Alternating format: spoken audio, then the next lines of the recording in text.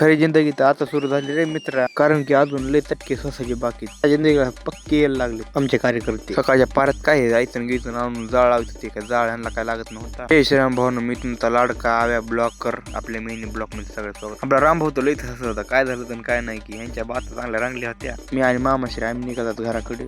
नंतर काय आपल्याला काम आलं होतं ती सगळी मक्का भिजवायची होती. पायाला तर थोडा दौड लागला होता, रक्त तर खूपच निघत होता. आम्हाला तर चलाई बी येत नव्हतं. नंतर एक आपला कार्यकर्ता भेटला होता. कार्यकर्ता काय गाडला काय करत होता काय नाही. नंतर मी दवाखान्यात आलो होतो. नंतर मलम पट्टी करून घेतली.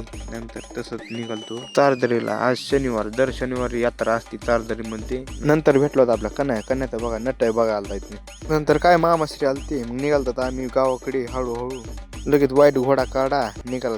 नंतर घोडा लावला एका जागेवर, मग निघालतात गावामध्ये. गावात आलो होतो काय कुणी. नंतर मी आलो होतो आपल्या आड्यावर आलो होतो बघा. गँग कसली गँग भाऊ ना, आहे का ना विषय टॉप मध्ये आपला. मग हो काय एकला पबजी खेळ बसला होता इथं. भाऊ आपला मिनी ब्लॉग आवड असला लाईक शेअर आणि फॉलो नक्की करा.